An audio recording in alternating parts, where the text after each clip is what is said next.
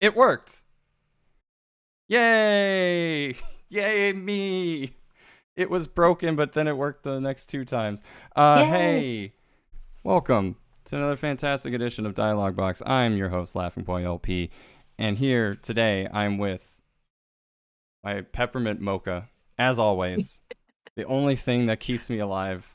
Also, we've got staff writer at Twinfinite, host of the Nintendo Shack podcast, Shack Life, as well as a Twitch streamer and partner. We've got Rebecca Stone, aka ForestMinish. Hello. Hello. I also have brought my coffee because it is one of those days, and coffee is good even in the evening. I, look, some people say that it ups your anxiety, and I say that's probably true. It might be. Does it stop me? No. No, No. because I also don't need to sleep right now. I mean, it's one of the things that I just like having. It's like a security blanket when I do these It's a podcasts. comfort drink. It really is. It's Exactly. warm. The weather's getting colder. I will always stick up for that decision. Yeah. I mean, the weather doesn't, and the weather never matters to me. I just need something to keep me going. Yep. They say water would be the actual thing to keep you going, but no. I'm actually 70% coffee at this point. There you go. How's it going? It's good. I'm so excited to talk about Super Metroid. I feel like this is such an awesome time to be a Metroid fan, and there's so many more Metroid fans. Either they've come out of the woodwork, or maybe Metroid Dread has just been getting people to explore some of the old games. But I've been super into it these last couple weeks, and I love the energy that people have been coming with it. Yeah, I think that's one thing that I haven't actually really, well, maybe with Elias a little bit, but there's one thing I haven't really talked about is just what a great anniversary that this has been for Metroid, and what a so-so anniversary this has been for Zelda. Like The tables the honestly have turned. I don't think last year anybody would have expected that this to be Metroid's year and not Zelda's. exactly. Like it is the one thing where I'm kind of like I'm actually okay with this. Like Zelda has had every 5 years they've had something. Just give Yeah. Metroid one thing for the first time in like As 10 big of years. Zelda fans as we both are, I have to agree. Yeah. No. Well, yeah, I like look. This is not apparently this is not his year. It's or technically I have to point that way. It's your year. So, yeah, let's talk about that. Let's talk about Metroid. Let's talk about you and Metroid. Yeah, let's do it. Same four questions I've asked the last two, and it's the same one I'm gonna ask Tom next time. But when did you first hear about the Metroid series? Man, it's really hard to say. And I was thinking about this because I listened to the other episodes and they've been fantastic. If you haven't listened to them, go listen to them. They're so good. Um, I feel like I must have heard of Metroid when I was growing up. I must have somehow because I was a big Nintendo fan, but I never played any of the Metroid games. I must have seen it in stores somewhere, maybe in magazines. But I think the first time that I really became aware of this series was actually from Super Smash Bros. Brawl. That was my first Smash game, and I brought it to college with me, and I played it with a lot of friends. And I think I wondered, well, who is this character? I knew that Samus was a girl because of Zero Suit Samus and everything. But I think that was kind of my first exposure to it, and knowing, oh, like Metroid is kind of this, more. I guess I felt like it was more, and it is in a way, a more mature Nintendo franchise that I just had never really gotten into as a kid, and I probably wrote that off as, well, it maybe is not as open for kids or kid friendly as some of other Nintendo games, so maybe that's why I had never played it. But that was my first exposure to the series, and I didn't even actually play my first Metroid game until I want to say like 2016, 2017, somewhere around then, when I played Super Metroid as my first game. So I'm kind of a late Metroid fan. I mean, it's weird to say like one of the things that I never really thought about, especially when I get guests like all the time and I ask this kind of question, but like um, when did people like get into video games? Like for me, I started playing in like '94. Like that was a Christmas present for me, was a Super NES and DKC. I had the best game, and then it came packaged with Batman Forever. So I had like the best experience and the worst experience all in the same night. Oh, what a combo. Yeah. Well, you gotta see what the top of the barrel is and what the bottom of the barrel is, Of and then course. just set your expectations from then on.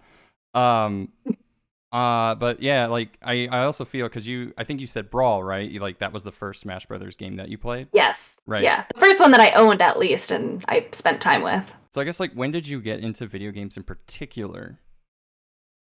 That was a lot longer before that. I was 3 when I got a hand-me-down Super Nintendo, which was probably around 96, 97 or so. Okay. And so my first experience was with A Link to the Past and Donkey Kong Country, and probably a lot of those same games that you started off with. And so I grew up mostly with that and the N64, which I guess if I didn't get Super Metroid, then I probably wouldn't have another Metroid game for a while if I did grow up with it.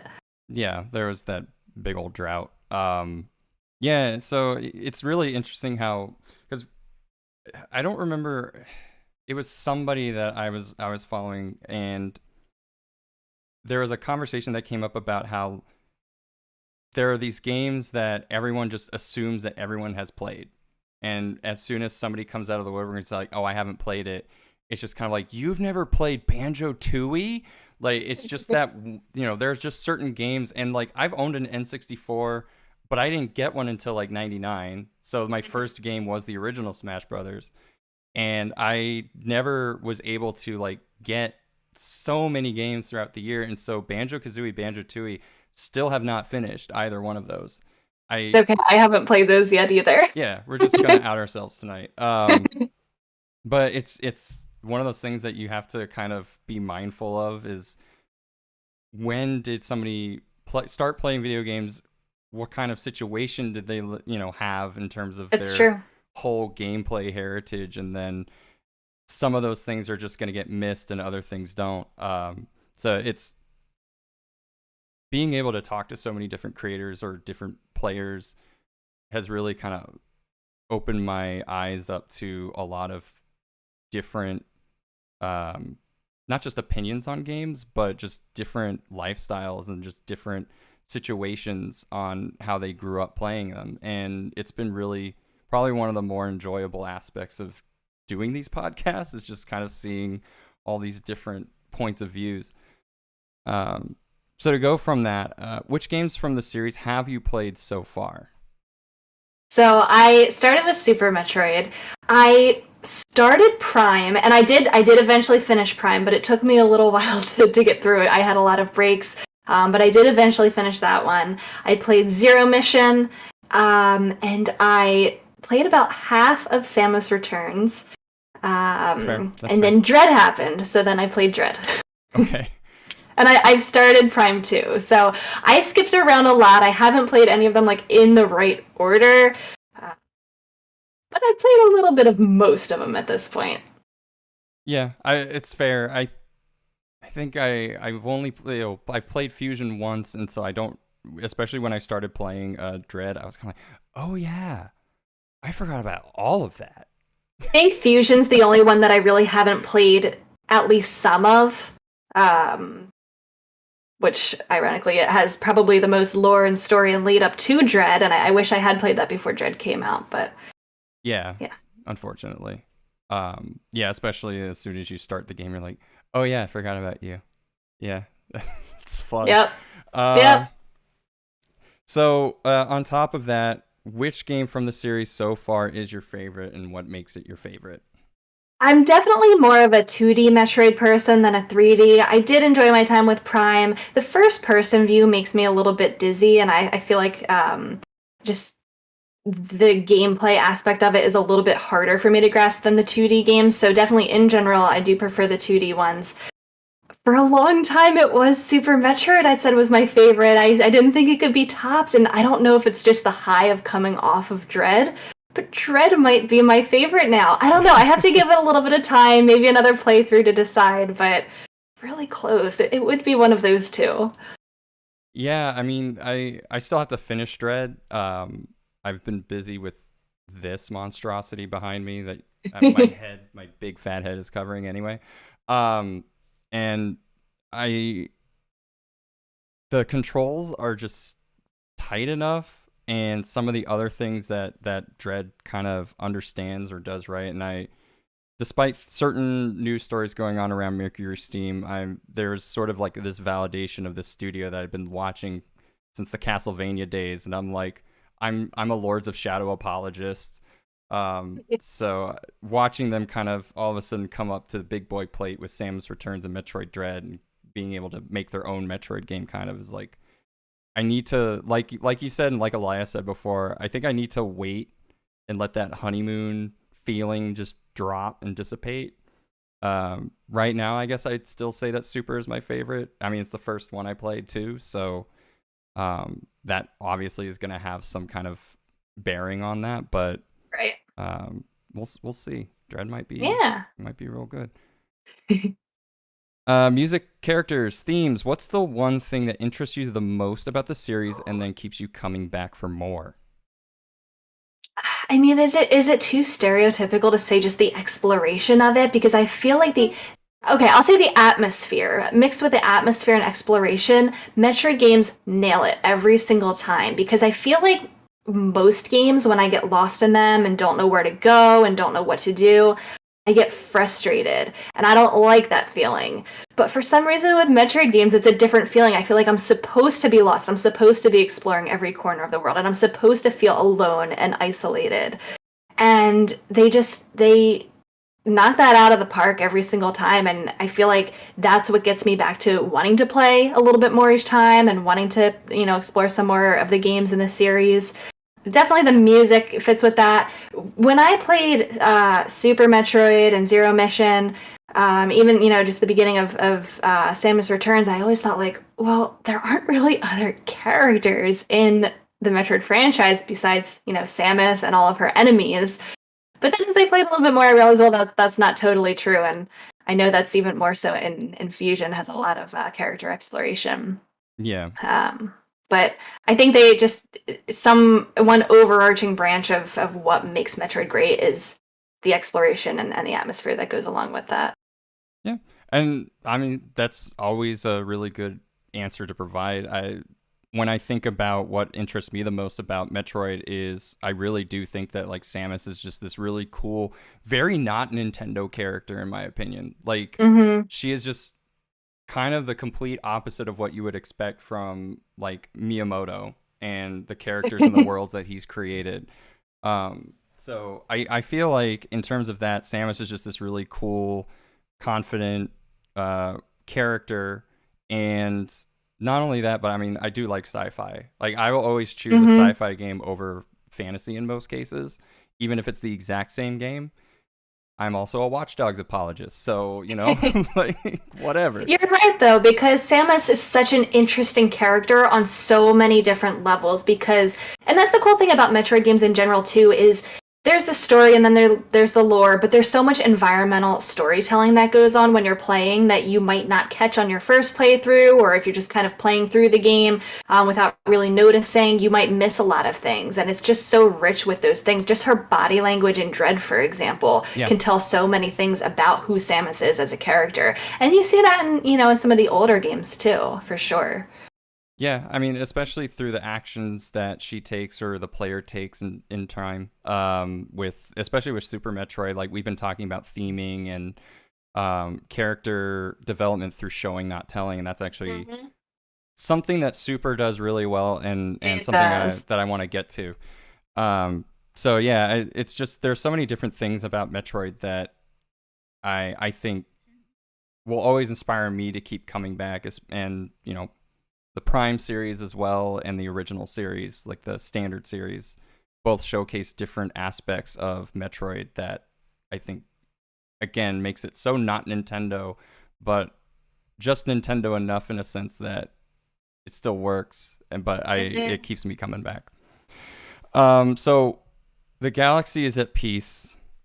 Did you know the whole thing about the voice clip in that game?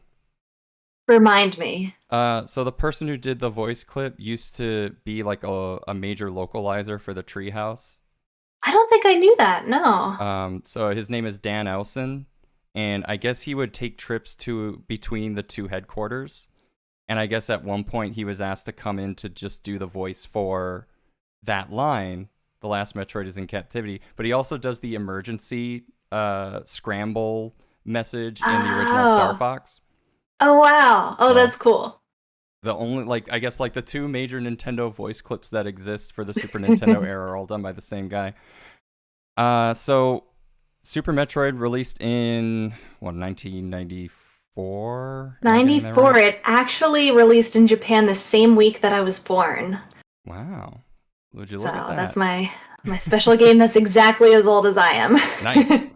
Mine's Tetris. Oh. But yeah, many of the series items and upgrades return, along with new upgrades like the X-ray goggles and the grappling hook.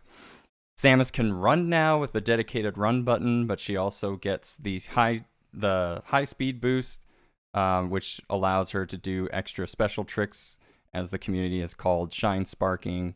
You can now wall jump. Like, Samus has a new cadre. I've never actually had to say that word before. CADRE, cadre of different moves and techniques, and new items to explore, new maps, a whole map system, like An actual map. map. Revolutionary. Who knew that something like that would be nice? For a Metroid game, it kind of helps just a little bit. Just a little bit, and especially, a map that shows you things that you may or may not have uncovered, which I didn't actually realize my first time through. I didn't realize that's what the little dots meant. Mm-hmm. It's not a bad map, all things considered. I feel like we compare it to what we have nowadays, but for that era, considering it was the first true map for a Metroid game and just the Super Nintendo era in general, comparing that to like the map in A Link to the Past, which is garbage most of the time in dungeons, it was a good map in Super Metroid. Yeah, I have to admit, I really just get the maps in Zelda games for the completion aspect. I also had player's guides, so I was a big fat dirty cheater anyway, but that's neither here nor there. So it's also the very first game in the series to include the traditional opening cutscene that has the that Yes. For some reason all the other games have decided we're just gonna use the same one. I like it. As well, it's fitting. As well as like a very Mega Man X style intro gameplay sequence that helps you understand how to jump over things. Mm-hmm. So that was nice. It's a good way of having a tutorial without it really feeling too much like a tutorial. I mean, as a first-time player back when I was 8 or 9, I didn't realize that was intended to be a tutorial. So, good job. It's immersive. How did you feel when you first watched the opening cutscene? One of the things that in doing my research, is that some people thought that as a very first Metroid game for them, that it featured a lot of like 2 games worth basically of exposition and technical jargon. Did you kind of take note of that? Were you just kind of like, I don't know what any of this is and this is confusing, or were you not all that worried about it? Yeah, like it's one of those things. I talked a little bit before about the layers of depth and understanding for it, where if it is your first game, which it was mine, you don't need to know everything going into it, and you can still appreciate what the game offers and come away with it thinking, man, this was a good game. I like the story. It was good gameplay. But if you do have that background and you do have that deeper knowledge, maybe you just appreciate those things a little bit more. Mm-hmm. I mean, it does give like a backstory of what happened in the previous game beforehand. Yep. So you do have that foundational understanding, even if you didn't play it. You might not get every single thing that happened, but you should know what's going on. I don't think it was too confusing. I mean, yeah, it was basically like, here's what I did. Dear Diary, here's what I did in the first game. And then I did this in the second game. And I just gave it to a bunch of scientists and left. And I've only been gone for 2 minutes. And suddenly the space station is under attack. That's a lot of damage to do in like a very short amount of time. It is. And also like just the intro before the title screen really sets that alien-esque tone of, you haven't even started the game and already something bad has happened. Mm-hmm. And also like seeing the dead bodies on the floor as I go back to this whole idea of like what's Nintendo or not Nintendo, like that's a very not Nintendo thing to do. There's a couple It of dead really bodies on the isn't. ground. No. Um, And they're not even usually when they do have things like death or whatever in games, it's usually some kind of like fantastical creature. It's not like actual humans. yeah, So you're right, exactly. it's jarring for Nintendo. I mean, or like if somebody dies like in Link to the Past, they just blink out of existence, and you don't have to Yeah. actually look at their dead body. Corpse. Yeah, it's like the first time Nintendo's ever been like, yeah, just put some dead bodies right there. hmm Really, just Again, stick it to them. environmental storytelling. They Environmental do a storytelling. great job of it. I swear that Metroid is the best game at that. Yeah. Um. Yeah, and I guess like again, to me as an 8-year-old, I think I was kind of like I'm already used to Star Wars by then, so I'm used to a story starting from the middle. And so I was just like, Oh gosh. okay, that's cool. Yeah, you saved a Metroid, you brought it back. I On the understand missing pieces as you go. exactly. I'm good. Um, so speaking of environmental storytelling, Super Metroid does add a lot of environmental setup that the previous games couldn't. And so yeah, in that new introductory stage in the space research station, as well as like seeing. So once you actually go down back to planet Zebes, you actually get to go back to the remains of your attack on Mother Brain from the very first game. And that was something that I didn't realize when I played for the first time. I didn't know that fact until a little bit while later. And I saw that and I was like, oh my gosh, the fact that they included that, this one room that you pass through exactly once, you never have to really backtrack through there again. I don't even think you can backtrack through there again. Really goes to show what level of detail they put into that.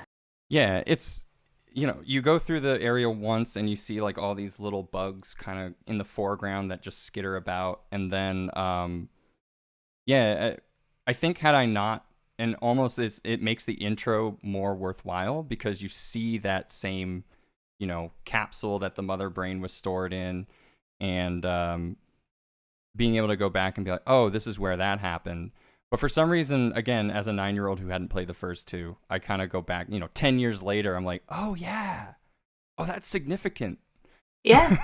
You wouldn't know that if you hadn't played it, or maybe you're playing it for the first time and are just kind of rushing through that area. Yeah, or like it just doesn't sink in Mm-hmm. until you've like been through it yourself and had done it. So how do you feel that moments like these help tell a story and enhance the overall experience? It really rewards players who are taking their time and taking in every single detail around them. Um, because, like you said, you might not notice that, or you might not have that deeper level of understanding what that is if you haven't played it. So I think it is just rewarding those who want to get immersed the most that they can. And it adds a sense of realism to it because it makes the world feel like it's something that, if you do recognize it and you have played through it and you know what it signifies, it just makes it all that more realistic of, okay, I've been here before, I've done this, and it's still this way. Or maybe the world's a little bit different because of what I did on my last mission. Mm-hmm. It really shows kind of that cause and effect.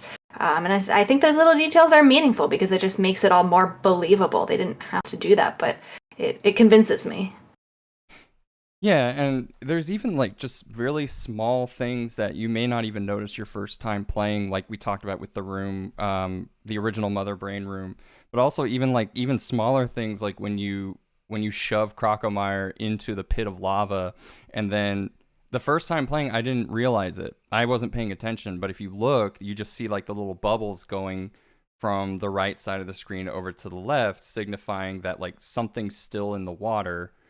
And I was like, and then you piece those two things together. And it's like, that's really clever. Like, these are the kind of it's the really small things that they do in this game, like all the time, that really show off, like, because the only dialogue you get, well, there's no dialogue. You just get a Really monologue. isn't. You just get, Samus tells you what happened in the first two games, and that's it. You get no And that's additional. why it's so important for them to have those cues in there because there isn't, interactions with other characters in this game who's helping tell the story. You don't get, her internal dialogue at any point. You don't even see any like signs or anything that you would read. So that makes that all the more powerful, because if you're playing it for more than the gameplay, that's how you get the story out of this, by picking up on all of those things. And it's also impressive, I think, on a technical standpoint, that this was a game from 1994, that they were able to put in all of these extra little details to enhance that storytelling in a way that that maybe is not so explicit that players would be used to, especially in that era where, you know, the RPGs have a lot of this dialogue and storytelling and cutscenes, and you don't really have that here, but it still succeeds. Yeah, and I don't want to get too far into the weeds on this, but it kind of, once games got more capable of giving you exposition and giving you character dialogues, the less I feel that they relied on these little tricks to show and not tell, which is actually the next question. So perfect segue. And Super Metroid does feel a lot of those moments. Friendly animal characters help you learn new moves, for example. And then each location in the game actually has, like, it tells its own story of what's going on around the planet. Like, just the crashed ship tells you a lot about the things that are inside the ship. The fact that for some reason it goes away from science fiction to like this supernatural aspect with ghosts for some reason. And the fact that there are still Chozo artifacts there. Like, it's all of these different things kind of come together and to show and not tell. And that's something that I feel like a lot of games nowadays decide not to do quite so much, even though they have vastly bigger capabilities to do so. It's just easier to give you the dialogue. So do you feel like this is a lost art in video games? Or do you think that sometimes maybe it's just a bit too obtuse and more exposition and explanation could be useful? It's hard because I feel like I do appreciate it for Metroid, and I feel like it's very situational. Metroid really, like we said earlier, succeeds in the atmosphere and environment that it sets. It creates this world, so I feel like it works in this situation. But then again, you might not have a lot of people who are buying into this because they're so used to having the story laid out for them and having to read it. And they might not pick up on all those things that you and I would appreciate. They might not notice like those bubbles you said going across the screen and realizing what that is. And they might walk away from this game and say, well, what do you mean? That there wasn't really any story here at all. There really wasn't any, you know, any deeper meaning or anything that told me this. Like, what did I miss? So they might just not be used to something like that. Yeah, and even things like, you know, the whole saving the animals is such a tropey thing thanks to the speedrunning community, but I didn't know that you could do that. I think it was something I found out later in Nintendo Power, where they were just kind of like, by the way, if you have a couple minutes, go to this room that you went into the very first 5 minutes of the game and have never had any reason to go back to. And you just, wouldn't know. Yeah, can you please let my dog out? The planet's about to explode. I feel like that's one of those schoolyard type of things where you pretty much have to hear it from someone else, because the time is ticking. You got to get back to your ship. At that point, you're probably seconds away, from running out of time. Why would you think to go out of your way to do that and blow up some wall? It almost sounds like an unbelievable type of thing. Like, what? You can save animals? Like, what are you talking about? Yeah, you just have to move the truck. Exactly. Yeah. Exactly. But I like that. I think it adds a little special something to the game that, you know, gets people talking and makes you think about this world and what it means on a bigger level than just the gameplay. Well, and even in this specific example, it's like a flex because you are able to get through that area so quickly that you have enough time to go and do this really obtuse thing. So it's kind of like... My favorite thing is you get to see the little tiny pixel of them escaping the planet as your reward. You get one pixel. That's all you get. I did it. I did it. And you can, like, that was when you had to like actually record it on a VHS and then just keep it for yourself, I guess. Yep. Save that with all of my Mario Paint animations. So a similar theme and therefore a similar question throughout all of the episodes in this series is based on mood and how the Metroid series builds that sense of loneliness and dread for the player. How do you feel, and we've kind of discussed this a little bit, but how do you feel like Super Metroid accomplishes this? And do you feel like that there are ways that it could have improved on this? Hmm. The fact that there aren't really any other characters, there really aren't. There's other enemies that you encounter and antagonists, but there's not any other characters. So that I feel like makes me feel so lonely. There's not really too many games where it's just you on this planet. So the loneliness it absolutely nails, and then the music does a really good part of it too. There's so many good tracks in that game, and I feel like each one matches how I'm supposed to feel in that particular area. Maybe it starts a little bit upbeat, you know, as you're playing through these first couple areas, gets a little bit more sinister in some of the others. And then by the time you reach, you know, Turian and the end of the game, it becomes such an epic track. And, you know, you feel like I've come this long way. I've overcome all of these obstacles. I'm so much more powerful now. And I have, you know, this whole arsenal of items and abilities that I didn't have when I landed here. The music just makes you feel on top of the world by that point. It makes you feel like, okay, I can do this. So I think that helps with the atmosphere.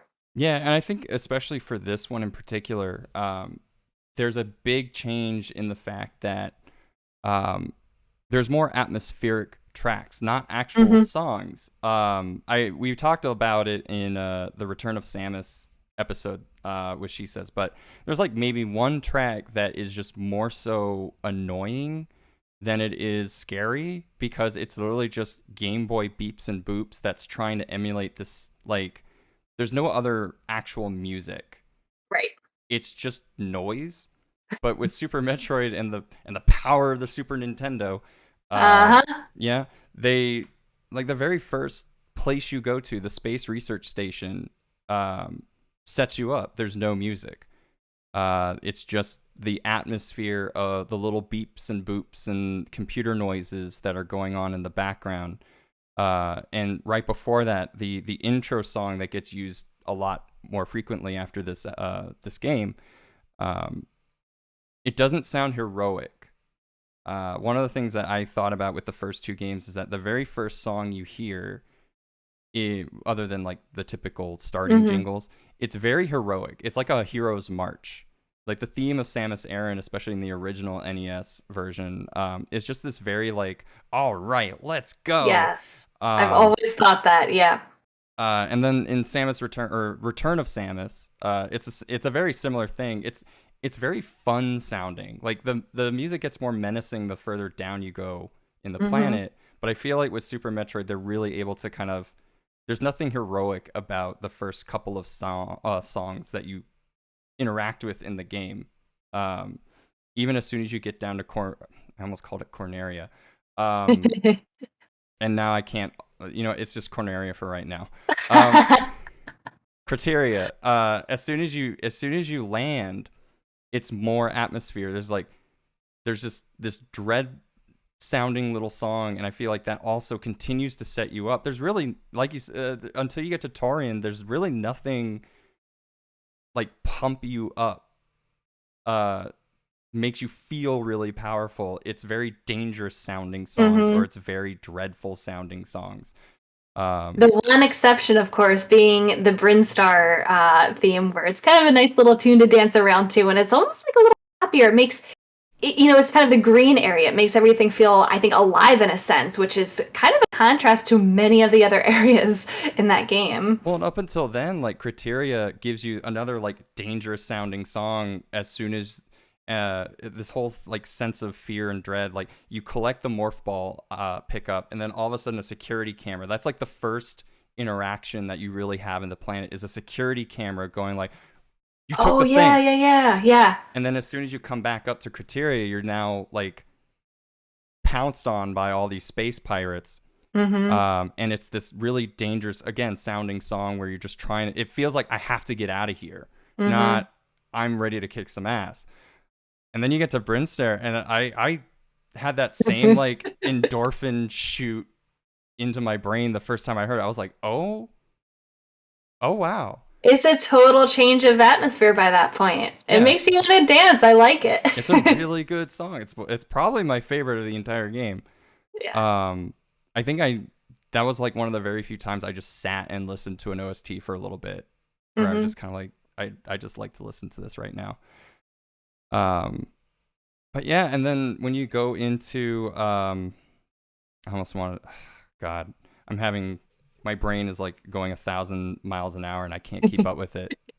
Underwater place.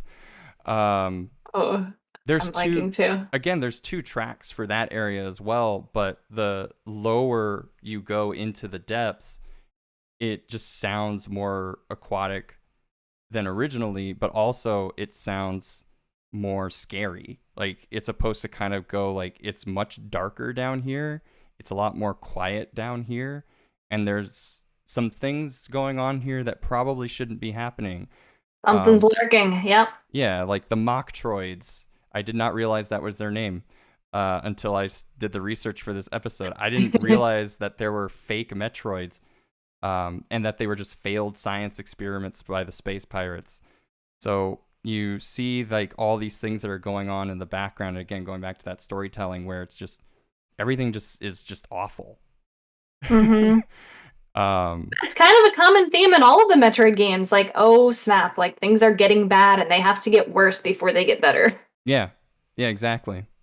So yeah, I feel like Super Metroid, in my opinion, especially up to this point, probably accomplishes that feeling the best out of the game so far. Mostly due, like we were just talking about, with the music. Mm-hmm. And then again, some of the environmental storytelling. I want to say this is the first time that a power-up statue has ever tried to kill you. And it happens 3 times. No, twice. So, yeah, I feel like it does it really well. So talking about just the game itself and the atmosphere, I think we've done quite a good job on that. There's But a lot. We could probably talk for a long time about how well Super Metroid does that. I agree. I think there's just so many different things, and it's a really good case study about not only just storytelling through visual aspects, but also making the player feel something through so many different stimuli at one time.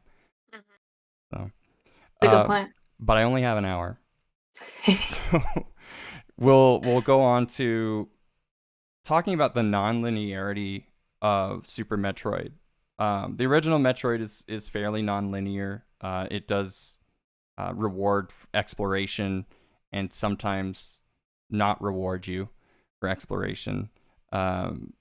Return of Samus is a little bit more linear in terms of blocking the player through having to eradicate a certain amount of Metroids before allowing you to move on. Super Metroid goes back to that non-linearity aspect, and we'll talk a little bit about how we think it might improve in allowing the player to take chances and explore, and how it rewards skilled players who want to get faster times, and we'll talk a little bit about speedrunning in that.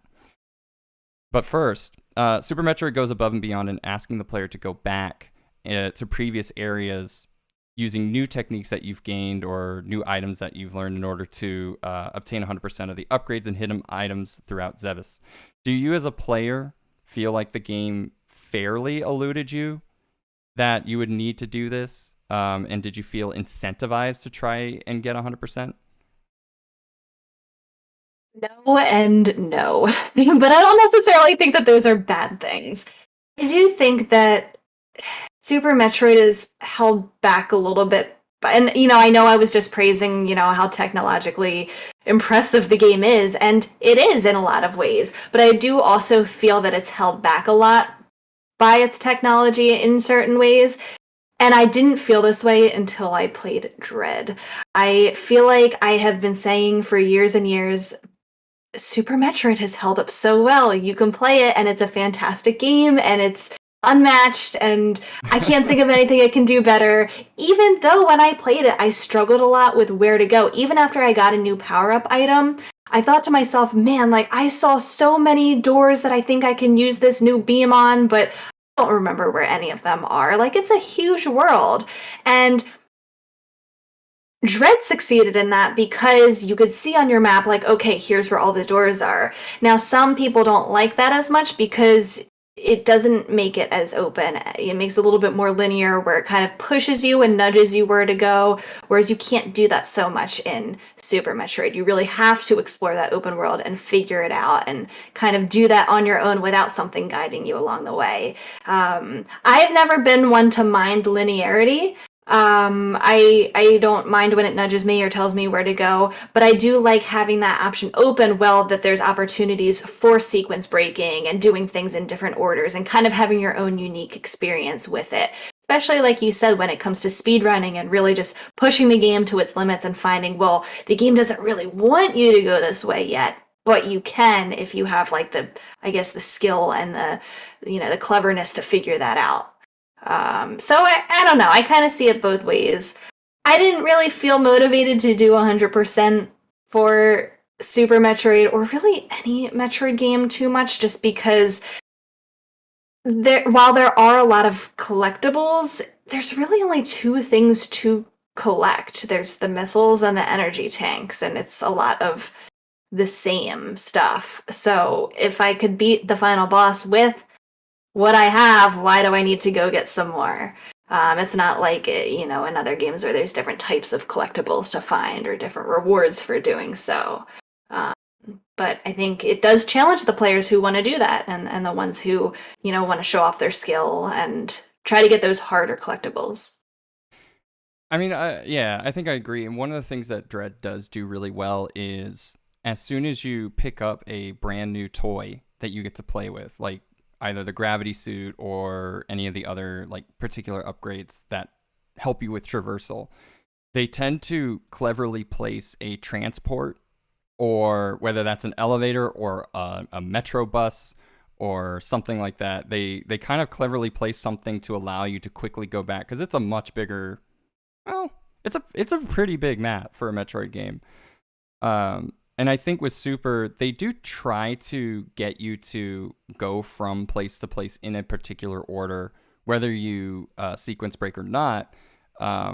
You're gonna have to go to these places first, and then you wind up reaching back around to another place or coming back They somewhere. do they do a great job of making me feel like I'm lost and thinking, oh, this is definitely not the right way to go. But then I kind of end up finding my way there anyway. Yeah.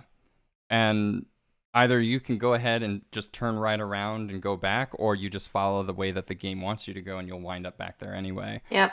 Um, so I feel like it might incentivize you in some ways to go ahead and like, I might feel like going back somewhere and checking this place out now that I know it. But also at the same time, I'm not really sure if there's anything there in the first place, even if whether the map tells me or not. With the Right. map, even if you download all the different map areas, like you still have hidden areas that you have no illusion to. There's Yeah. nothing that would make you think that there's like a wall there that you can bomb or anything like that. So I feel like Super, and again, this is just for maybe like a reserve tank or an energy tank or a missile upgrade. Um, so I feel like I would agree with you on that. I think I probably got around 50 to 60% on my first playthrough. Hmm. Um, and again, that was also, I had a Nintendo Power to help me through that. It's like issue 94 or something like that. Right. There's definitely, yeah, the resources that you have today, if you want to look it up, it's, a lot easier now. Yeah, and even with the X-ray goggles that come free with your subscription, like Samus is still not necessarily going, and you may not even think to go to a specific room to find something. So Hmm. I think I agree in terms of like, I think sometimes they kind of elude you that there are hidden secrets, or that they're at least something that you might want to go back to. But even then, does it really incentivize me to go back and get Right. everything? I don't think any Metroid game really does. Not to Um, me. so except to get completion, I think Zero Mission Right. does it. I don't remember if Fusion does it.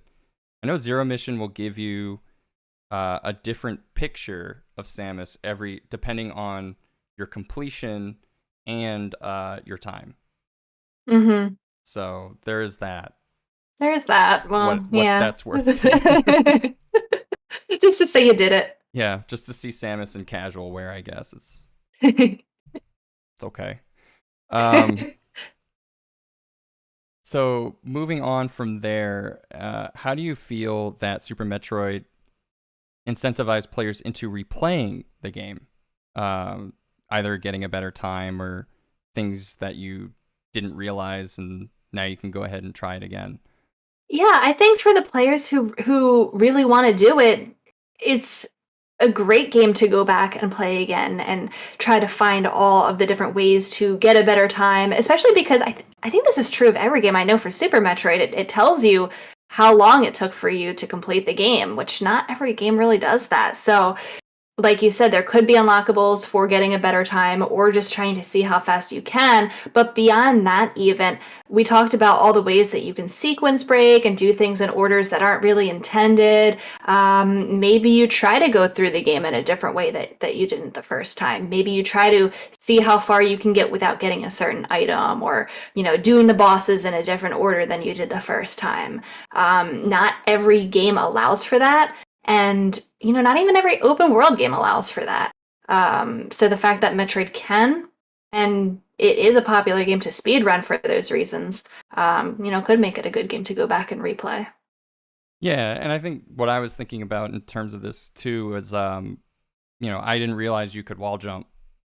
And even when the animal buddies taught me how to do it, I was like, I don't get it. Unfortunately, 9-year-old me is just like 32-year-old me. He's not very bright. So that and shine sparking, I didn't really understand that that's what you had to do and in that order to do the thing. But now that I do, it's kind of like, okay, how can I use these techniques now that I have what I have? Earlier in the game, right? Earlier in the game. One of the things I didn't even realize until I started watching speedruns is getting to Kraid, for instance, like without the high jump boots if you want to do it. And something that somebody had pointed out was, they could have made it so that it was impossible to do it without the high jump boots. Instead, they just made it really hard to do it without the high jump boots. And Is so that trying to, push a little bit more, do something in an unconventional way, or even just, the players who are the most skilled? A lot of these tricks that I've been seeing people post online, like, how do you like make your shine spark last that long and do all those jumps? And how do you like? I can't do it. I will never be able to do that. But I'm stuck on one right now. I'm okay with that. But the game is completable for somebody on my skill level, and I feel good about that. Yeah. But for people who want to go that extra mile and show off their skill and keep trying and getting those really tough bits, there's options for that too. Yeah. It really just comes down to, I think, if you want to get a faster time, do I go for these things? Do I try to get a faster time with 100%? Do I really need the jump ball form? Not really, right? So I think there are different, I feel like those are pretty much mainly the best ways to go and try to either get a better time, or that's the incentive. And so I don't have to return this game to GameStop so quickly after I've beaten it the first time.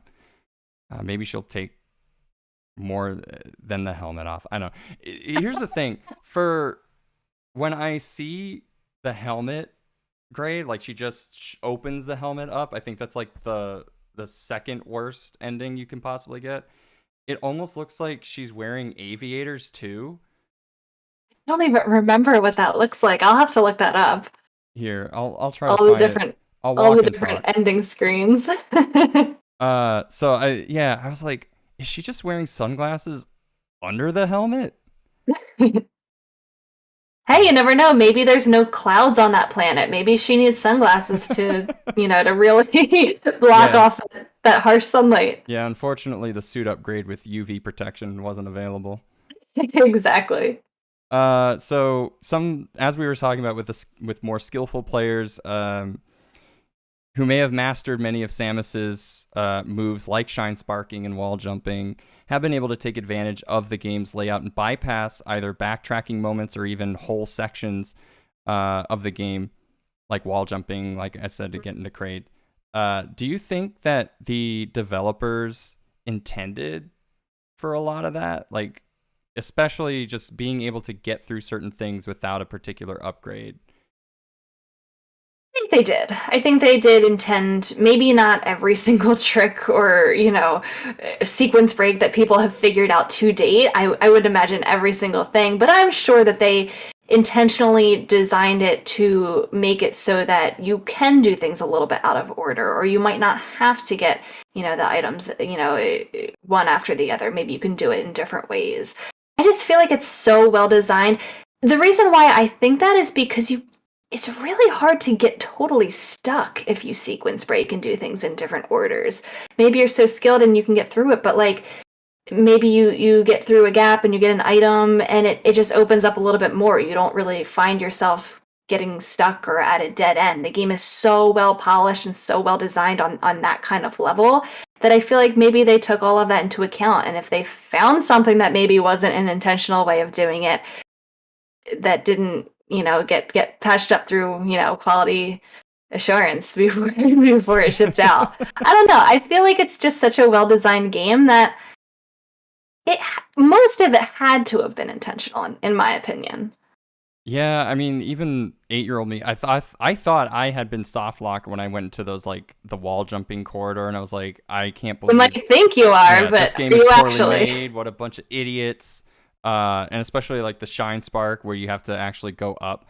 And there are even things that nobody ever talks about. Like I don't think the game ever alludes to the power bomb ability that you can just do, where I think recharge everything or something like that.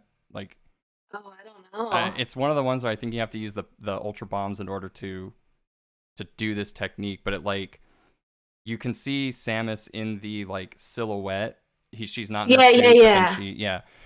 There's I know nothing, what you're talking I don't about. think anything in the game tells you that exists. No. And again, that's just one of those things where it's like a water cooler moment, because all the kids at the elementary school were talking about the water cooler. No, but you're right. It's these things that you probably aren't going to find out on your first playthrough. Maybe you don't find out on your 10th playthrough, but people talk, and with the power of the internet, you learn more and more about the game. There's still things that people are finding out about this game. This is 28 years later that people are still figuring things out about it and learning the best way to do things and shaving off time here and there in the speed runs because they found out a new strategy for getting through a certain area. It's amazing. And I think it just holds true to how complex but well designed the game really is. Yeah, it's really just a testament to all the. I think one of the things I was thinking about earlier, and I just didn't really scratch that itch, but it's one of those things where, especially in earlier games with pixel art, 2D pixel art, or just different things. Yeah, Crystal Flash. Thank you. Somebody in chat mentioned it. Gyro Nate. Hopefully I said your name right. But there are all these little things that I feel like earlier games, and I don't want to sound like a crotchety old man yelling at the sky, but so many different things that are just there for the sake of being there and adding detail that I just feel like isn't really there in more current generation games. That it's kind of like you have the power to do these really cool little things, and we just don't really see that as much anymore. Like all these different techniques that they just don't tell you about. So yeah, and like you said, it's crazy to see what the speedrunning community is still finding out about this game, or really just about any game in general. Right. Like the whole thing with, I think it was, what was it, Wind Waker? You can take I know which one you're going to talk about. Yeah, the fact that somebody was just like staring at that going, I'll bet. What on the boss, right? Yes, that's the one. Yeah. Like who would think to do that? And then for a secret like that to be discovered, so many years later. Yeah. There's probably still things about Super Metroid that people haven't figured out, like the best, most optimized way to do something, or just all these secrets. And I know that, they can go into all the code and stuff now, but just the ways to optimize the game and really push it to its boundaries. There still could be secrets out there. Yeah. And speaking on that, do you and how do you feel like Super Metroid in particular helped bring more awareness to the speedrunning community? There was an old Did You Know Gaming video that talked specifically about speedrunning, and they mentioned Doom, and I get that. But I also feel like Metroid, I feel like just didn't get talked about at all, and I kind of felt like I feel like Super Metroid is like one of the biggest early speedrunning games, Yeah. because that's kind of the point. Like, it tells you to play it again and do it faster. Yeah, that's true. I think it really is kind of a perfect storm of things that work well for it as a speed run because you're right. It calculates the time for you, organically in the game. I feel like it's a good speed run length of a game. It's not too long, it's not too short. There's a lot to learn. There's a lot of different techniques that you can really learn to improve yourself and best your time. The thing that got my awareness for the speedrun for it and just speedruns in general is games done quick. Mhm. And Super Metroid is a game that is featured almost every single year in games done quick, and there's a big incentive with it with save the animals or don't save the animals, and you can donate to decide which side you want them to do. So I feel like those kind of things all get people excited about it, and seeing, I feel like it's also just a really fast-paced game too, which can make it more exciting for people to watch. Maybe if you're not into speedrunning the games yourselves, but you like watching it, it's good for races, and you can kind of see like, who's going to speed through this, the fastest. So I think it just kind of is that whole combination of all of those things working well for it. Yeah, I feel like the added challenge too of can you beat it quick but get everything, or how fast can you beat it if you don't care about getting anything? It really shows a lot of skill in terms of perfecting the run so well that you can get everything and get a really fast time, or being just as skillful in order to not get the things that you need if you don't think that Right. if you think that they're completely optional.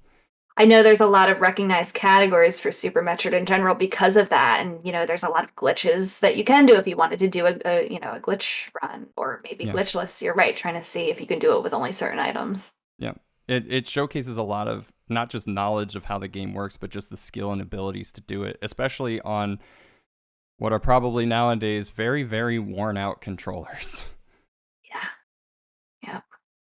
Um, so Super Metroid is frequently touted as one of the best of the series, including Prime, and is often featured in many chart lists as one of the best games on the Super Nintendo. Why do you think that is? Well, I think it really did. I kind of want to say make Metroid more popular, but that's not really even the right term for it. It kind of did in some ways, but it more established the series, I think, in kind of the same way that A Link to the Past did for Zelda. Where it, like we talked about in the beginning, it established a lot of those conventions that we saw in future Metroid games. And I know I complained about the map earlier, but most of Super Metroid has held up so well. And I played it for the first time in 2017 or whatever year that was. And I still felt like it was very accessible, very playable. I had never played a Metroid game before, but I was able to jump into it with, not too many problems. And it's just enjoyable from start to finish. And like, I feel like it comes together with a lot of the things that we talked about here. Yeah. You don't need to have played any of the other games to really get the story and understand what's going on. So in isolation, it just shines. And maybe your experience with it is more enhanced once you do understand, all of that lore and you've played a little bit. Um, I would definitely agree that it's not only one of the best games on the Super Nintendo, but one of the best games ever because it just checks all of those boxes. Yeah. I really don't have too much to add to that we've already discussed, but I mean, I agree. I think all of, it does all the little details, it does all these and as you said before, it takes what the first game does, and barring any sequel, just like Legend of Zelda, it takes that same formula from its first game and just goes, here's that, but way better. And we've added Exactly. all these different things, and then that's how the series continued to go and progress. And it's very interesting considering how many sequels Metroid has in comparison to Zelda, and how Zelda's evolved differently because of that. But just taking everything and saying, we wanted to make the perfect version of this, because I think it was said somewhere that I don't remember if it was Sakamoto, but I believe there was some interview where they had said we intended Super Metroid to be the last.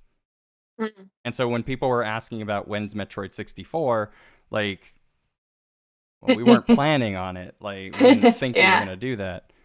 Didn't think we would get this far. I didn't know you wanted it, but okay. True.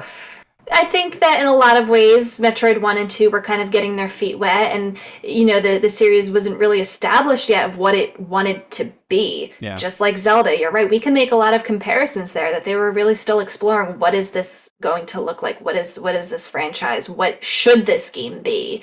And it takes a lot of those ideas and really just succeeded in what it did and paved the way for the future games to find success in similar ways. Yeah, I absolutely agree.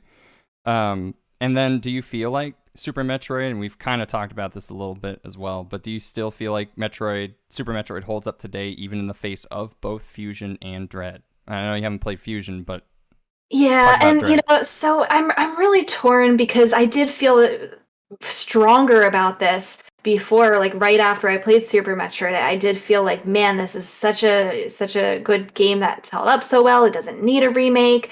I have such a soft spot for like the pixel sprite, 16-bit graphics, that it will be sad to me if this game is ever remade and it's lost that art style.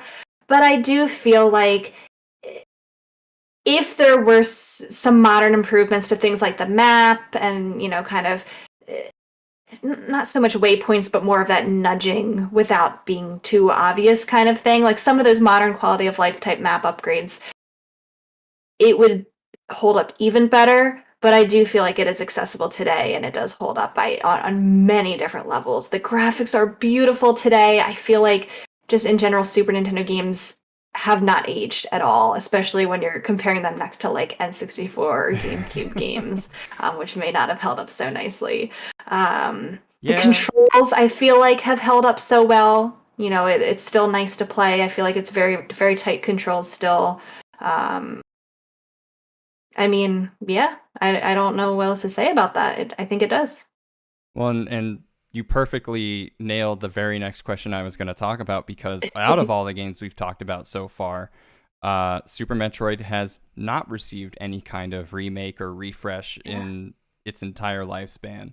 We've seen I almost said First Mission. We've seen Zero Mission. We've seen Samus Returns. One can even argue that even Prime 1 and 2 got retouches when it came back out for the Wii. But Super Metroid has not been touched. Right.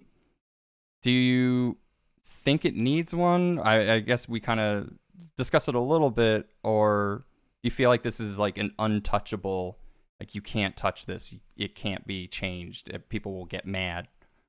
Yeah, I mean, I almost feel like it's inevitable at some point that it will somewhere down the road. I don't think it needs to. It doesn't need to be, and it's on the Switch Online service right now. If you have an online membership, you can go and play it. And I've known not just me, but a lot of people who have gone back and played this as their first Metroid game. This is 25 years after it's released, and having a good experience with it. And I think that's will be true probably for a very long time. Could it use some modern quality of life stuff? Yes. But I think there's better candidates for games that need to be remade or remastered. I'm still waiting on Zelda 2. It'll happen. And then do you have any final thoughts on Super Metroid? And was there anything we haven't talked about yet that you would want to mention? We didn't talk really too much about the ending and the baby Metroid and that whole final scene and escape sequence, which was some of the most epic parts of the game. Well, let's talk about it.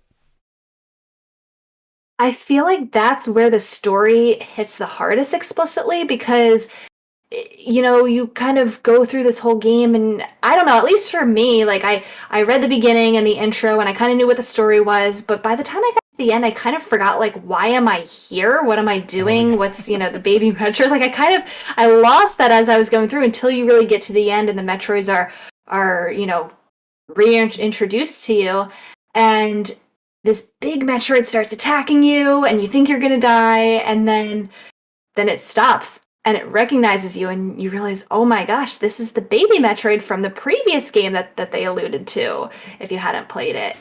And And that leads up to the whole final battle where the baby Metroid, spoiler alert, if you made it this far and you somehow still haven't played Super Metroid, I don't know why you're still listening, but, sacrifices itself to save your life and dies and gives you this power to destroy Mother Brain. And it's like, my jaw dropped during that part. Like, it was emotional. And I think to make that much emotion on a game like this, where, it is sprite based and you can't really see the characters' faces or, reactions to anything, it does a really good job of that. Well, and you talk about that. So yeah, there's a couple of things and parts that I didn't even remember until I was going back and researching for this. But in terms of that showing, not telling, when you defeat Ridley, there's a door past him. And, in terms of me thinking about it, I was like, oh, maybe that's the next power up. Maybe that's something I need. It's an empty room. There's only one thing in the room, and that's the broken vial that the baby Metroid was kept in. You might not notice that. Yeah, and it's just in the middle of the room, and it's just one of those things where it's like, where is it? It's like, foreshadowing. Yeah, if you do notice it, you're like, yeah, where is it? And then that explains what happened to the baby Metroid. Well, and even before, and before you do the boss fight with Ridley, that was hard to say for some reason. We talked about the underground laboratory and the fact that they were trying to recreate the Metroids, and knowing that the baby's not with Ridley and kind of seeing how the baby turns out later on, it's sort of like, okay, what the hell did they do to this thing? Or, did they try to experiment with the baby? Did they try to just create them out of nothing and it wouldn't work? And this was the only, stealing the baby was the only way to recreate them.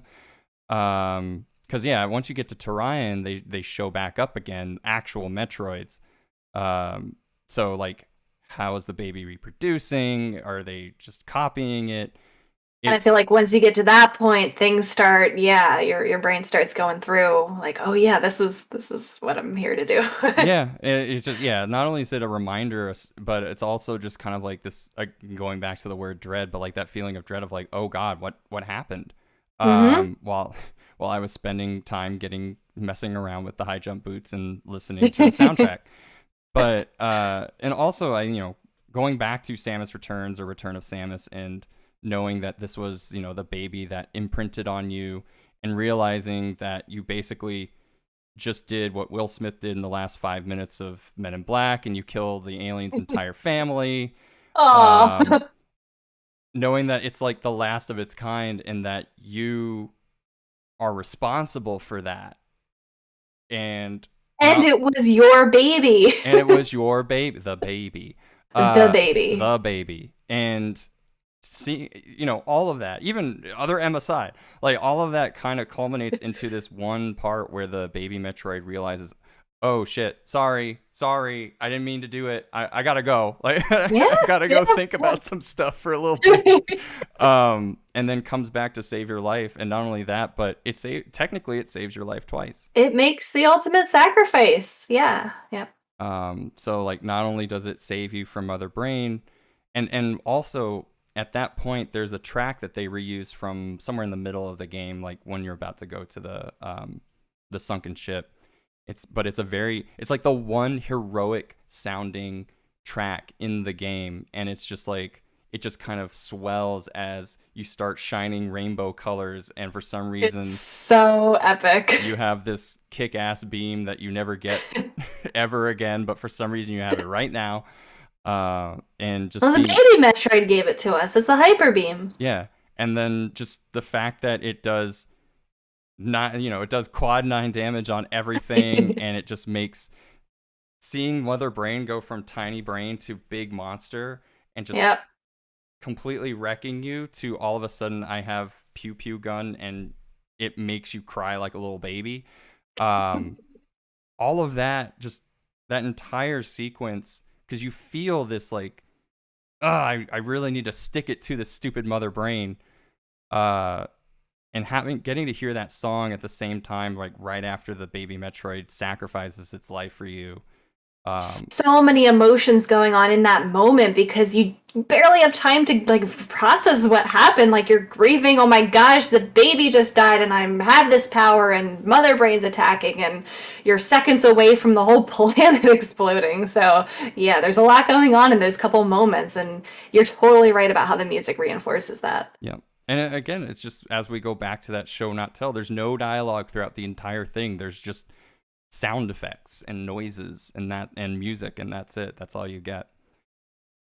But yeah, I think especially in terms of how storytelling is done, Super Metroid just knocks it out of the park. I would honestly say it's one of the problems that I personally have with Fusion because there's so much talking.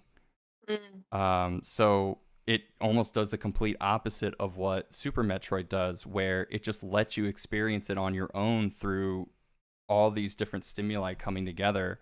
And that's I'm glad you brought it up because that's a perfect example of all of that coming together at once. Exactly. But that, I think, about does it for this episode. I was actually able to finish on time. I didn't go over. Ooh. Woo! Yay!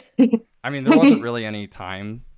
I didn't tell you it was going to be however long it was going to be, but thank you so much for sticking around and talking with me and of course pretending to be my friend. The check is in the mail. Stop it. It's not very generous. I'm very broke. This was fun. I am so glad that you invited me. Thank you again. I can talk about Metroid and Nintendo and all this stuff for as long as you'll let me. No, I should go eat dinner. So yeah, thank you so much for being here and talking. Where can we find you? I kind of already spoiled all of it in the beginning. What are you up to? That's okay. Yeah, you can find me mostly on Twitter at ForestMinish. I do write for Twinfinite. You can see my articles on there. Yeah, ForestMinish on Twitter just is where I post everything that you would need to or want to see. I mean, I've read a lot of the articles. I've enjoyed them. I know you've also had like the what blank are you? Those have been really fun. Or how knowledgeable am I about? And they've always been fun to test. Thank you. And you surprised Twinfinite has surprised me on some of those because there's always at least one question where I was like, uh-oh. I try to make them I try not to make them impossible, but I try to make a couple of them like make you think a little bit. Yeah. Stretch I'm your memory. Casual. So so yeah, definitely like follow her on Twitter, check all of her stuff out on Twinfinite and all that good stuff. And as for me, thank you all for listening and participating in chat. You are seen. I've been responding to a couple of you, but I'm really happy that you all were engaged. Be sure to like the video, subscribe to the channel for more updates.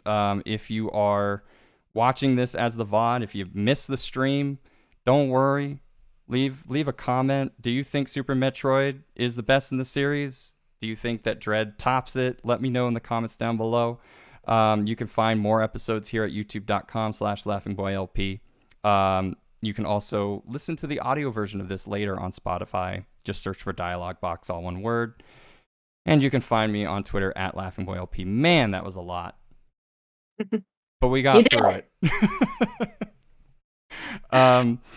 Part 4 will conclude the series as we talk about Metroid Fusion. I'll be doing that with Tom Fox on Saturday, October 30th at 9 p.m. Eastern, 6 p.m. Pacific. I wrote it all down. I didn't screw it up like last time. But until then, thank you so much for watching. Thank you so much for listening. Thank you for being here and talking with me. It's Thank you. I love this. It's been fun. I love it too. So, and we will see you guys next time. Good night. Good luck. Don't let the bed bugs bite.